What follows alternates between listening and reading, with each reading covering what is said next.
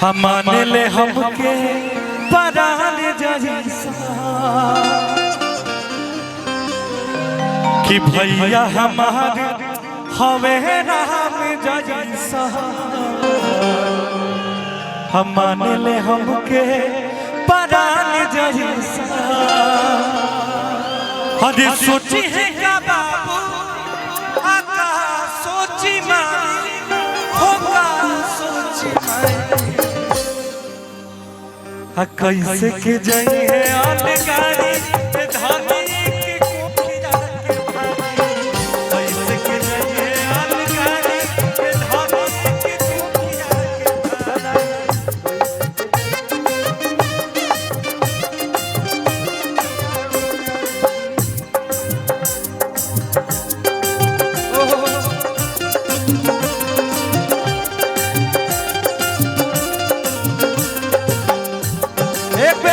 अपना भाई से प्यार करता जोर से ताली बजाई। बोले सिया रामचंद्र की।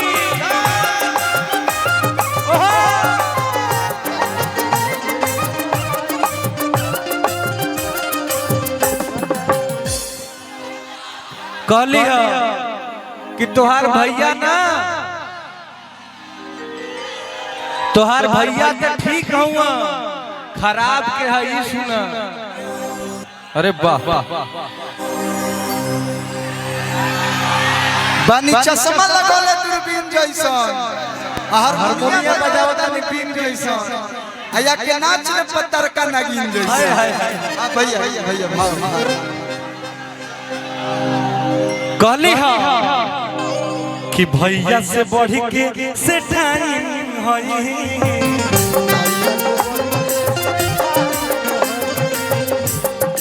और भौजी तोहार बड़ी टाइम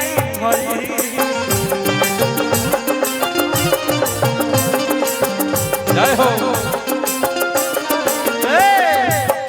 भैया से बढ़ के से टाइम है भौजी तोहार बड़ी टाइम केहू के भरोसा ना है काला जुग में हो ये काला जुग में और पानी मिलावे लीजे ठानी राजा हमारा लइकन के दूध में पानी मिलावे लीजे ठानी राजा हमारा लइकन के दूध में पानी मिलावे लीजे ठानी राजा हमारा।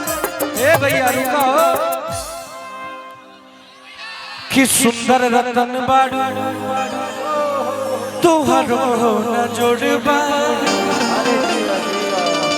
सुंदर रतन बाड़ू तोहरो न जोड़बा आ कहले लइका समाज पे जोड़बा।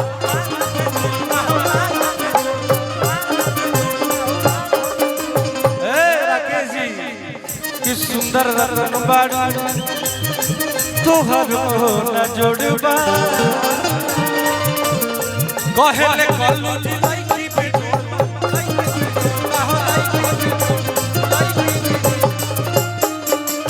पूछे ले जा सुबह बाहर चल रे पूछे ले जा सुबह बाहर चल रे। ये आज के समय में 6 महीना से जौन भैया घूमता नहीं केहू पूछ ले ओम जी के हाल चाल रे। अरे किया सुबह पूछे ले हाल चाल रोड पे चले नु कमान जाल रे। अरे जियो रोड पे चले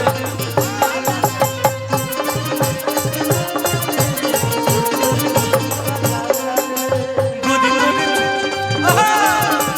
काबला साबुन से नहा अरे जियो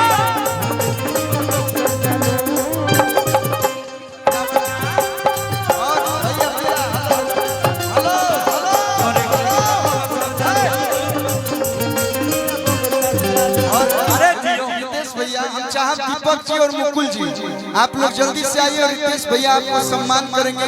और एक गाना गाएं काहे कि हमने के परमिशन के थोड़ा सा इशू बा नियम कानून के लेके चले के पड़ेला ना भैया नहीं तो अगला बार। हाँ बाघवा के बाघ जिला बाजी लास्ट में समापन होइले होई।